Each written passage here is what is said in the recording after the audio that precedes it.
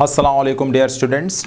Today we will discuss about a very important topic, and this topic basically pertains to Muslim personal law.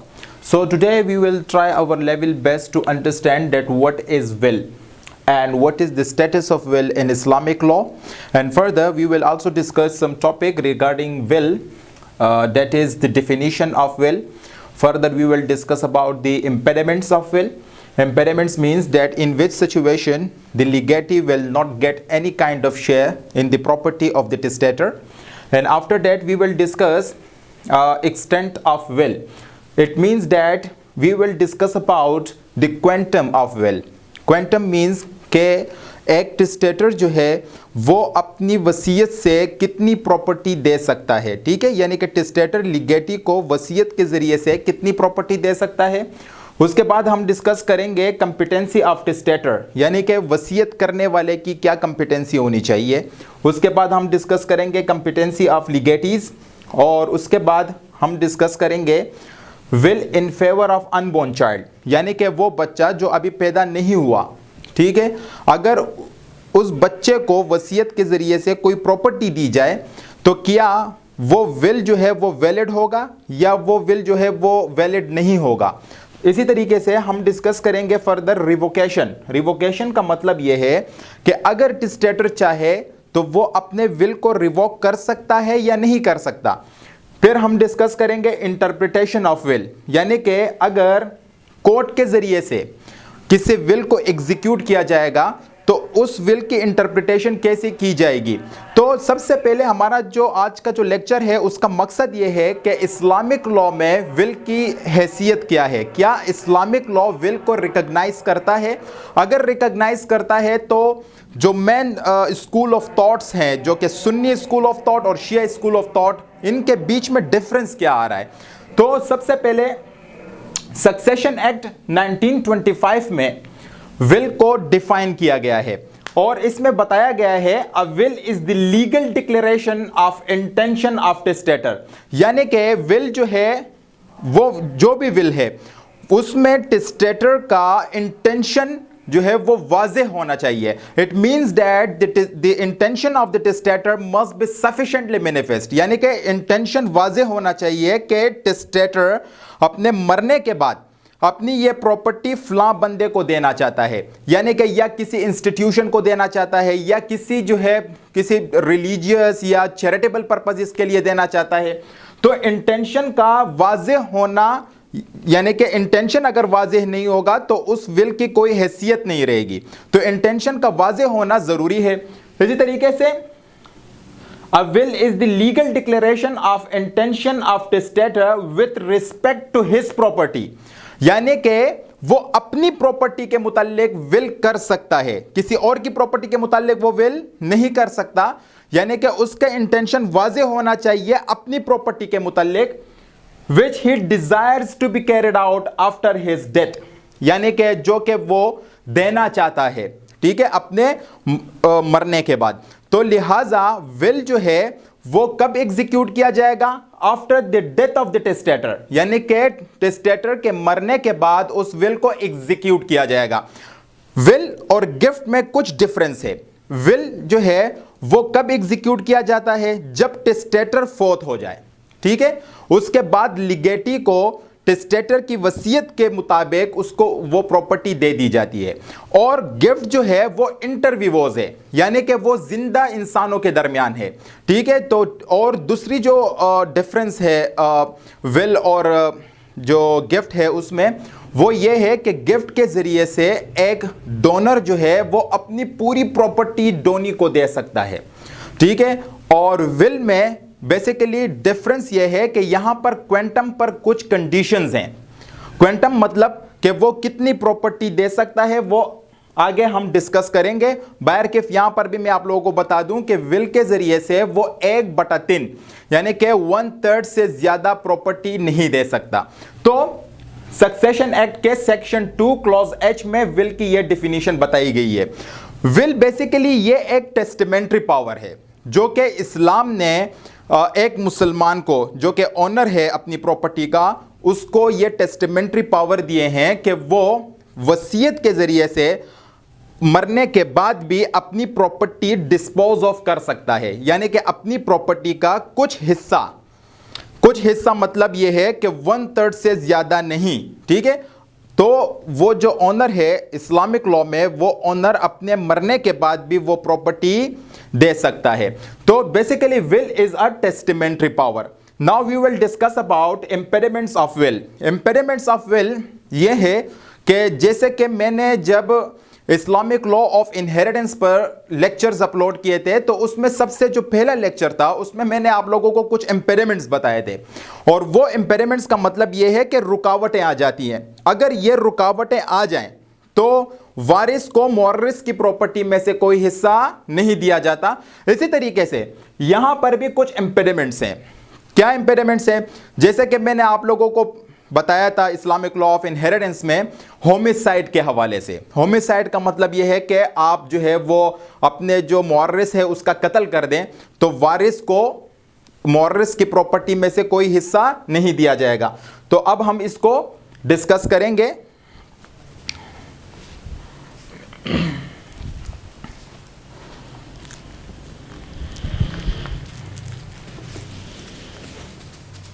यानी कि किन situations में जो लिगेटी है उसको टेस्टेटर की प्रॉपर्टी में से कोई हिस्सा नहीं दिया जाएगा। तो सबसे पहले जो हमारे पास है वो, यानी कि जब टेस्टेटर की मौत वाकया हो जाए, टेस्टेटर को क्या करें? किल कर दें। कौन किल कर दें? लिगेटी। अगर लिगेटी ने अपने टेस्टेटर को कत्ल कर दिया तो लिगेटी के फेवर में वो विल जो कि टेस्टेटर ने तैयार किया है वो विल एग्जीक्यूट नहीं किया जाएगा। मगर यहां पर भी डिफरेंस ऑफ ओपिनियन है। डिफरेंस ऑफ ओपिनियन ये है कि अकॉर्डिंग टू सुन्नी लॉ के मुताबिक ये है कि ये जो कत्ल है ये इंटेंशनल होना चाहिए, और according to Shia law intentional या अनइंटेंशनल।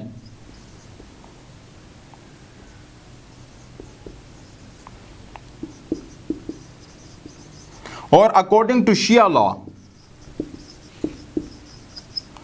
लॉ के मुताबिक यह है कि ये किल जो है यानी कि कत्ल करना जो है ये इंटेंशनल होगा, तभी लिगेटी को टेस्टेटर की जो प्रॉपर्टी है उसमें से कोई इसको हिस्सा नहीं दिया जाएगा। यानी कि जो विल तैयार किया गया है वो विल लिगेटी के फेवर में एग्जीक्यूट नहीं किया जाएगा। तो यहां पे शिया लॉ के मुताबिक यह है कि यह इंटेंशनल होना चाहिए, ठीक है। यानी कि एक एक्सीडेंटल मौत होता है, यानी कि कुछ वाकया पेश आ जाए, ठीक है, और टेस्टेटर जो है वो फौत हो जाए, लिगेटी बच जाए, तो वो एक एक्सीडेंट है, ठीक है। तो सुन्नी लॉ के मुताल्लिक ये है कि उस सिचुएशन में भी लिगेटी को टेस्टेटर की प्रॉपर्टी में से कोई हिस्सा नहीं दिया जाएगा। इसका मतलब यह है कि विल जो तैयार किया गया है, टेस्टेटर ने जो विल तैयार किया है वो विल लिगेटी के फेवर में एग्जीक्यूट नहीं किया जाएगा। इसी तरीके से एक दूसरा डिफरेंस है सुसाइड का। सुसाइड के मुताल्लिक यह है, देखिए सुसाइड जो है, सुसाइड इस्लाम में सुसाइड करना हराम है, और कोई शख्स अगर सुसाइड करता है तो इसका मतलब यह है कि वो इस्लाम के जो अहकामात हैं या वो जो इस्लाम का हुक्म है उसको नहीं तस्लीम कर रहा, या उसने इस्लाम के हुक्म के तजाद में जो है अपने आप को जो है वो उसने सुसाइड किया है। तो लिहाजा इसमें भी डिफरेंस ऑफ ओपिनियन है सुसाइड के केस में, कि सुसाइड के केस में यह है कि सुन्नी लॉ के मुताबिक यह है कि विल जो है वो वैलिड होगा, और शिया लॉ कहता है, शिया लॉ ये कहता है कि जो विल है वो विल वैलिड नहीं होगा, यानी कि उस विल को एग्जीक्यूट नहीं किया जाएगा। मगर यहां पर भी एक कंडीशन है। कंडीशन यह है कि अगर उस शख्स ने यानी कि टेस्टेटर ने खुदकुशी के वक्त ही विल तैयार किया हो, या उसने अपनी प्रॉपर्टी को वसीयत के जरिए से वो देना चाहता हो खुदकुशी के वक्त, तो उस विल का की इस्लाम में कोई हैसियत नहीं है। मगर अगर उसने वो विल बहुत पहले तैयार किया है तो उस सिचुएशन में वो विल क्या होगा, वो विल है वैलिड है। ठीक है, तो सुन्नी लॉ के मुताबिक विल जो है वो वैलिड है, और शिया लॉ के मुताबिक ये है कि अगर उसने वो विल खुदकुशी के वक्त तैयार किया है या खुदकुशी के वक्त उसने वसीयत की है, तो at that time the will not be executed and the will is void in Islam, यानी कि इस्लाम में उसकी कोई हैसियत नहीं है। और अगर उसने विल बहुत पहले तैयार की है, ठीक है, यानी कि खुदकुशी के वक्त तैयार नहीं की है, बहुत पहले उसने वसीयत की है, तो उस सिचुएशन में यह है कि वो विल वैलिड होगा according to Shia law. Now we will discuss about competency of testator, यानी कि टेस्टेटर की कंपिटेंसी क्या होनी चाहिए कि वो एक वैलिड विल कर सकता है, यानी कि एक वसीयत करने की कुछ कंपिटेंसी है इस्लामिक लॉ में। अगर वो कंपिटेंसी होगी तो at that time the testator can make a valid will in Islamic law. So now we will discuss about the competency of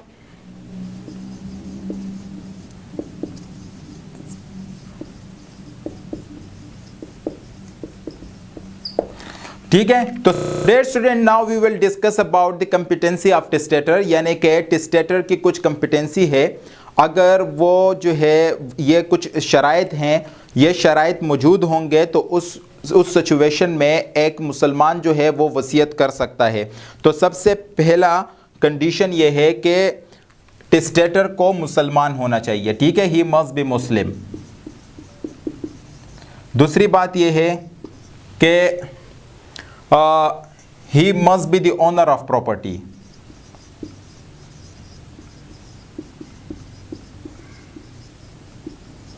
तीसरी बात यह है कि उसको मेजर होना चाहिए।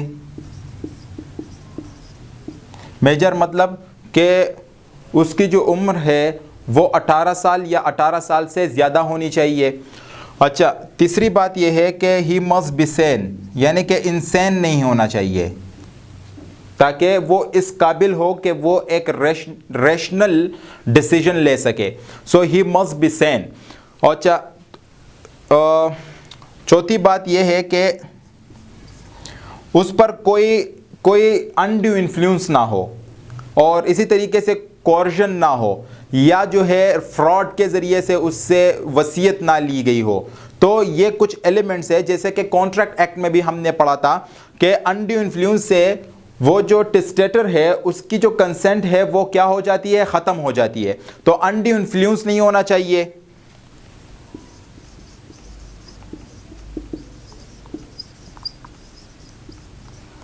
इसी तरीके से कोर्जन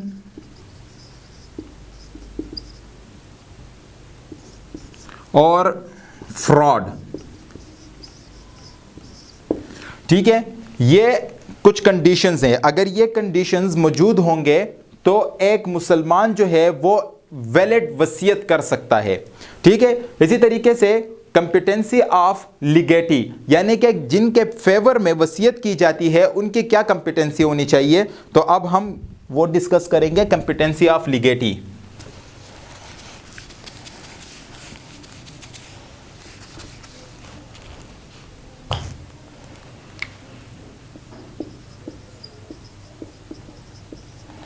अच्छा, सबसे पहली बात यह है कि मतलब जो टेस्टेटर है वो किसी भी शख्स की फेवर में वसीयत कर सकता है, यानी कि वो एक नेचुरल पर्सन भी हो सकता है और आर्टिफिशियल पर्सन भी हो सकता है, जैसा कि हमने कंपनी लॉ में पढ़ा था। किसी इंस्टीट्यूशन के फेवर में भी विल कर सकता है, इसी तरीके से किसी लीगल हेयर के फेवर में भी विल कर सकता है। मगर वहाँ पर कुछ डिफरेंस आ रहा है, वो हम यहाँ पे डिस्कस करेंगे। एक्सटेंट ऑफ विल, सॉरी ये मिस हो गया, एक्सटेंट ऑफ विल में हम डिस्कस करेंगे कि अगर कोई टेस्टेटर जो है वो अपने लीगल हेयर के फेवर में विल प्रिपेयर करता है या वो वसीयत करता है, तो उस सिचुएशन में उस विल की इस्लामिक लॉ में क्या हैसियत होगी, उस विल को एग्जीक्यूट किया जाएगा नहीं किया जाएगा, कुछ कंडीशंस हैं वहाँ पर भी, और कुछ डिफरेंस ऑफ ओपिनियन है, difference of opinion between Sunni law and Shia law. So now we will discuss about the competency of legatee, यानी कि किन के फेवर में एक वैलिड विल किया जा सकता है। तो यहां पर जो टेस्टेटर है वो किसी भी नेचुरल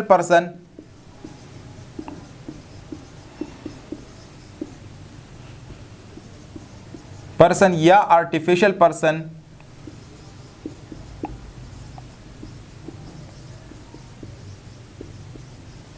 ठीक है, दोनों के फेवर में वो विल या वसीयत कर सकता है। आर्टिफिशियल पर्सन को लीगल पर्सन भी कहा जा सकता है। ठीक है, जैसे कि हमारे जो मसाजिद हैं, इसी तरीके से जो मदारिस हैं या किसी भी चैरिटेबल या जो रिलीजियस पर्पसेस के लिए अगर वो वसीयत करता है कि मेरी फ़लाँ प्रॉपर्टी जो है वो फ़लाँ मस्जिद को या फ़लाँ मदरसे को दी जाएगी, तो वो एक नेचुरल पर्सन या जैसे कि मैं हूँ, आप हैं, और इसी तरीके से एक आर्टिफिशियल पर्सन के फेवर में भी विल कर सकता है। इसी तरीके से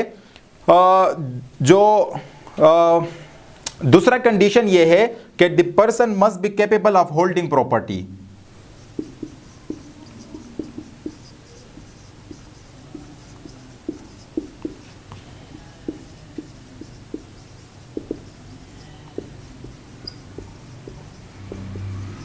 ठीक है, यानी कि वो शख्स जो है, चाहे वो नेचुरल पर्सन है या आर्टिफिशियल पर्सन है, वो इस काबिल हो कि वो अपनी प्रॉपर्टी को होल्ड कर सकता हो। ठीक है, तो इसी जगह पे एक डिफरेंस आता है।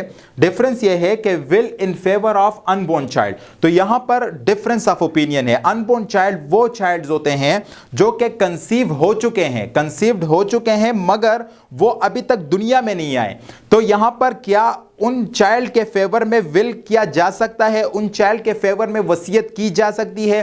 तो यहां पर डिफरेंस ऑफ ओपिनियन है। डिफरेंस ऑफ ओपिनियन क्या है कि will in favour of unborn child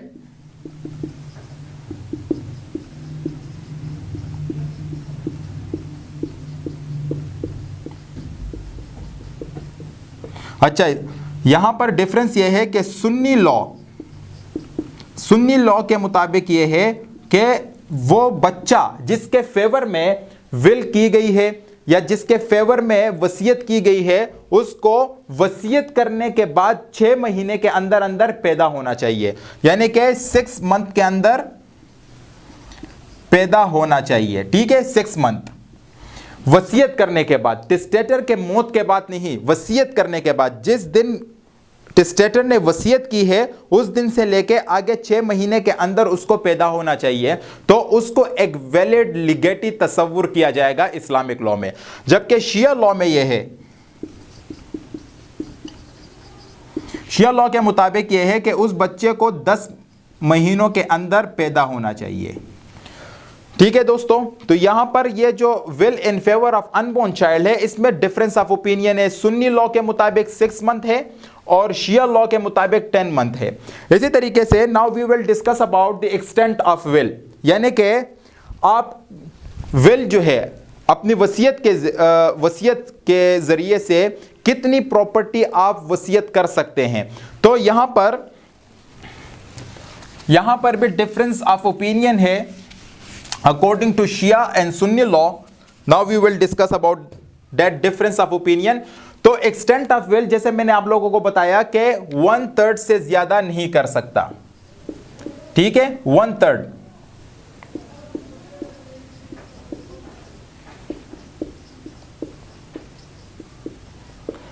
कोई भी मुसलमान वसीयत के जरिए से 1/3 से ज्यादा प्रॉपर्टी नहीं दे सकता, चाहे वो नेचुरल पर्सन को हो या आर्टिफिशियल पर्सन को हो। इसी तरीके से अगर विल लीगल हेयर के फेवर में एग्जीक्यूट किया जाए तो यहां पर डिफरेंस ऑफ ओपिनियन है। लीगल हेयर मतलब कि फॉर एग्जांपल फादर है, ठीक है, और उसके 4 बेटे हैं। ठीक है, फादर ने इस बेटे के फेवर में 1/3 विल जो है वो प्रिपेयर किया है या उसने वसीयत की है कि प्रॉपर्टी में से 1/3 इनको दिया जाएगा। ठीक है, यानी कि इनहेरिटेंस जो लॉ है उसके अलावा दिया जाएगा। तो यहां पर बात यह है कि अब ये जो विल है इसको एग्जीक्यूट किया जाएगा या नहीं किया जाएगा। तो सुन्नी लॉ के मुताबिक यह है कि अगर ये जो 3 भाई हैं इन्होंने अपना कंसेंट दिया वालिद के मरने के बाद, यानी कि वालिद जिंदा है, कंसेंट दे दिया, तो उस कंसेंट की कोई अहमियत नहीं है। अगर वालिद के मरने के बाद उन्होंने अपना कंसेंट दिया तो वो जो विल है वो इस बाई के फेवर में एग्जीक्यूट हो जाएगा। अगर इन भाइयों ने यानी कि इन 3 भाइयों ने वालिद के मरने के बाद अपना कंसेंट नहीं दिया कि उस विल को एग्जीक्यूट कर दिया जाए तो वो विल जो है वो क्या हो जाएगा, वो वॉइड हो जाएगा, यानी कि उस विल की कोई हैसियत नहीं रहेगी। इसी तरीके से शिया लॉ के मुताबिक ये है कि अगर विल जो है वो 1/3 है या विल जो है वो 1/3 से कम है तो at that time the consent of other legal here is not necessary. तो उस सिचुएशन में जो कंसेंट है वो नेसेसरी नहीं है, यानी कि अगर इन्होंने कंसेंट दिया भी तो तभी ये जो आपका जो विल है वो उसको एग्जीक्यूट किया जाएगा, और अगर इन्होंने अपना कंसेंट नहीं भी दिया तो उस वक्त भी इस विल को एग्जीक्यूट किया जाएगा, मगर शर्त यह है कि विल 1/3 या 1/3 से कम होना चाहिए।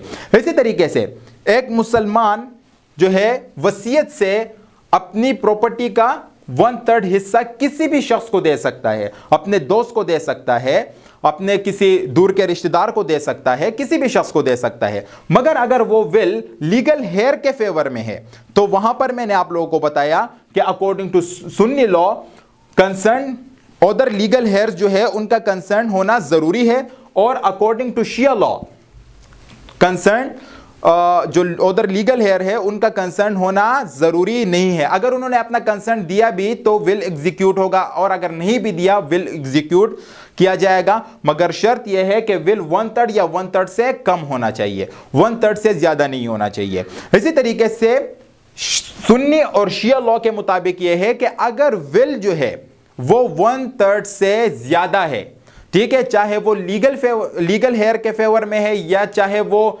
किसी भी इंसान के फेवर में है, तो एट दैट टाइम जो अदर लीगल हेयर्स हैं, ठीक है, उनका कंसर्न होना जरूरी है। अगर वो 1/3 से ज्यादा है, अगर उन्होंने अपना कंसर्न दिया, ठीक है, फॉर एग्जाम्पल वो हाफ है, अगर जो लीगल हेयर्स है उन्होंने अपना कंसर्न दिया तो at that time the will be executed. अगर उन्होंने अपना कंसर्न नहीं दिया तो at that time the will not be executed and the will be executed up to 1/3, ठीक है, यानी कि 1/3 से ज्यादा एग्जीक्यूट नहीं किया जाएगा। अब हम डिस्कस करेंगे रिवोकेशन ऑफ विल, यानी कि विल को आप कैसे रिवोक। सो दोस्तों यहां पर मैं आप लोगों को फॉर्म ऑफ विल के बारे में भी बता देता हूं। रिवोकेशन से पहले फॉर्म ऑफ विल, यानी कि एक मुसलमान जो है वो विल कैसे मतलब वसीयत कैसे कर सकता है, क्या वसीयत को रिटन फॉर्म में होना ज़रूरी है, इसी तरीके से क्या वसीयत जो है वो अगर ओरल वसीयत है, ओरल विल है, तो क्या वो वैलिड है या वैलिड नहीं है। तो अकॉर्डिंग टू इस्लामिक लॉ कि एक मुसलमान there is no special formality to be observed while making a will, यानी कि एक मुसलमान को कोई स्पेशल फॉर्मेलिटी नहीं बताई गई है कि वो उस फॉर्मेलिटी पर चल के या उस फॉर्मेलिटी को फॉलो करके वो एक वैलिड विल प्रिपेयर कर सकता है। तो इसका मतलब ये है कि एक मुसलमान जो है वो ओरली भी विल कर सकता है, ठीक है, और विल जो है वो रिटन फॉर्म में भी हो सकता है। मगर अगर एक विल जो है वो ओरली है, यानी कि ओरली टेस्टेटर ने बताया है कि मेरी जो फ़लाँ प्रॉपर्टी है वो फ़लाँ शख्स को दी जाएगी मेरे मरने के बाद, तो उस टाइम जो विटनेसेस है उनका होना ज़रूरी है, ठीक है, विटनेस का होना। और इसी तरीके से अगर एक विल जो है वो क्या है, एक विल रिटन फॉर्म में है, तो एट दैट टाइम बात यह है कि signature is not necessary, signature of testator is not necessary. और इसी तरीके से विटनेसेस का होना भी ज़रूरी नहीं है।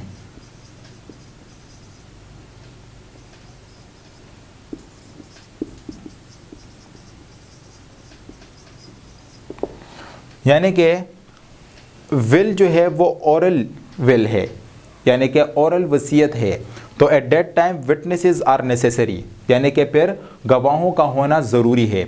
अगर एक विल जो है वो रिटन फॉर्म में है तो एट दैट टाइम जो आपका जो टेस्टेटर है उसका सिग्नेचर होना ज़रूरी नहीं है, यानी कि विल पर उसका सिग्नेचर होना ज़रूरी नहीं है, और इसी तरीके से विटनेसेस का होना भी ज़रूरी नहीं है। मगर जो मोस्ट इम्पॉर्टेंट है, जैसे कि मैंने आप लोगों को अभी डिफिनीशन में बताया था, जो सक्सेशन एक्ट का सेक्शन 2 क्लॉज H में जो डिफिनीशन बताई गई है उसके मुताबिक ये है कि the intention of the testator must be sufficiently manifest, यानी कि जो टेस्टेटर का इंटेंशन है वो क्या होना चाहिए, वो वाज़ेह होना चाहिए कि हाँ ये जो टेस्टेटर है ये अपने मरने के बाद ये जो प्रॉपर्टी है, प्रॉपर्टी मूवेबल भी हो सकती है, प्रॉपर्टी इमूवेबल भी हो सकती है, ये प्रॉपर्टी इस लीगेटी को देना चाहता है। तो it means that the intention of the testator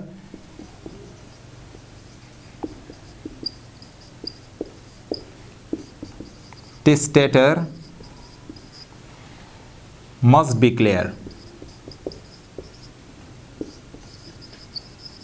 यानी कि इंटेंशन का वाज़े होना ज़रूरी है। ठीक है दोस्तों, so now we will discuss about revocation of will, यानी कि अगर टेस्टेटर चाहता है कि वो अपने विल को रिवोक कर दें तो क्या वो टेस्टेटर अपने विल को रिवोक कर सकता है? तो अकॉर्डिंग टू इस्लामिक लॉ, यानी कि according to Muslim personal law, ये है कि टेस्टेटर कैन रिवोक, ठीक है,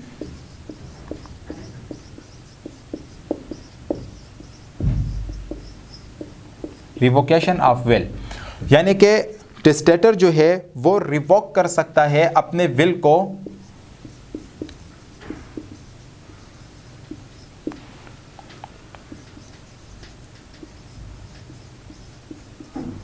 रिवोक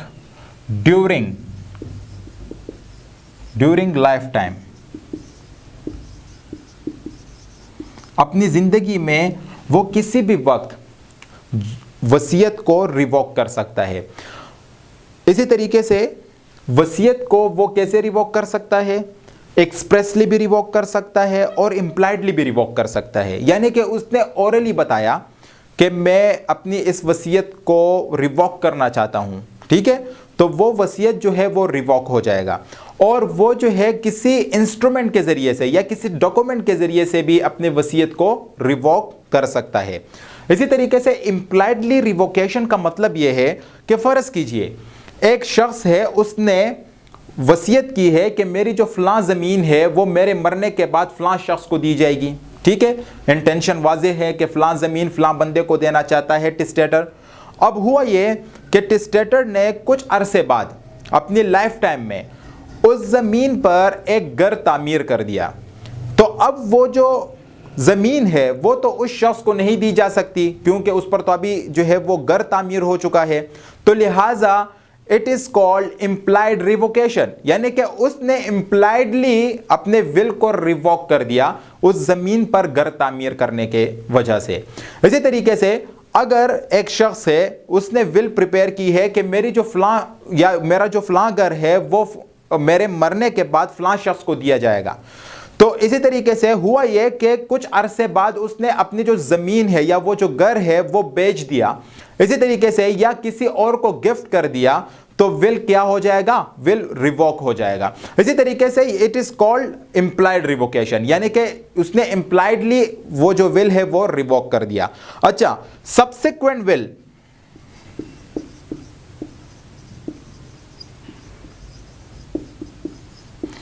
फर्ज कीजिए टेस्टेटर ने क्या किया कि एक विल के ज़रिए से या वसीयत के ज़रिए से अपनी एक ज़मीन फॉर एग्जांपल मिस्टर ए को दे दी, ठीक है, कुछ अरसे बाद उसने एक दूसरा विल प्रिपेयर किया और वही ज़मीन किसी और शख्स को दे दी, तो ये जो सब्सिक्वेंट विल है, ठीक है, वो जो आपका जो पहला विल है उसको रिवोक कर देता है, यानी कि सब्सिक्वेंट विल को क्या किया जाएगा? वैलिड तस्वुर किया जाएगा, और जो आपका जो फॉर्मर विल है जो पहले तैयार की गई या पहले वसीयत की गई है उसको रिवोक कर दिया जाएगा। इसी तरीके से अगर एक विल में एक ही ज़मीन दो बंदों को दी गई हो तो उस सिचुएशन में यह है कि आपका जो जो ज़मीन है वो इक्वल प्रोपोर्शन में डिवाइड कर दिया जाएगा।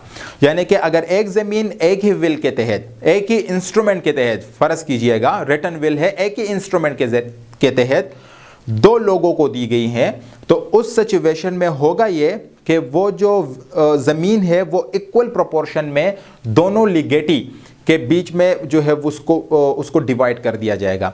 इसी तरीके से now we will discuss about interpretation of will. Interpretation of will के मुताल्लिक ये है कि मुस्लिम विल को इस्लामिक प्रिंसिपल्स और रूल्स के तहत ही इंटरप्रेट कर दिया जाएगा। ठीक है, यानी कि अगर कोर्ट के जरिए से एक विल को एग्जीक्यूट किया जा रहा है तो at that time the principle of Islam must be followed. ठीक है, और इसी तरीके से जो लैंग्वेज इस्तेमाल की गई है विल में उसको भी मद्देनजर रखा जाएगा, और जो लिगेटी का टेस्टेटर के साथ जो ताल्लुक है उसको भी मद्देनजर रखा जाएगा। यानी कि फॉर एग्जाम्पल अगर टेस्टेटर जो है वो लिगेटी के पास ही रहता हो, ठीक है, या लिगेटी के साथ रहता हो, तो शायद उसको ऐसा भी मतलब फॉर एग्जांपल उस टेस्टेटर पर कोई अनड्यू इन्फ्लुएंस है, या लिगेटी ने जो है फर्ज कीजिएगा कि कोर्शन के ज़रिए से वो विल प्रिपेयर किया है, तो लिहाजा ये तमाम के तमाम जितने भी कंडीशंस हैं इनको मद्देनज़र रखा जाएगा। तो विल के मुताल्लिक यही है कि विल जो है ये एक टेस्टिमेंट्री पावर है, और एक मुस्लिम जो है और एक ओनर जो है इस्लामिक लॉ में वो अपने मरने के बाद भी अपनी प्रॉपर्टी को वसीयत कर सकता है। मगर यहाँ पर एक बात मैं आप लोगों को बता दूं कि जैसे कि मैंने आप लोगों को इनहेरिटेंस लॉ के मुताल्लिक जो मैंने लेक्चर अपलोड किए थे उसमें भी मैंने बताया था कि इनहेरिटेंस किसी मुसलमान के मरने के बाद हम धड़ाधड़ उसकी प्रॉपर्टी को तकसीम नहीं करते, बल्कि कुछ कंडीशंस हैं। कंडीशंस ये है कि सबसे पहले उसकी जो प्रॉपर्टी है मुसलमान के मरने के बाद,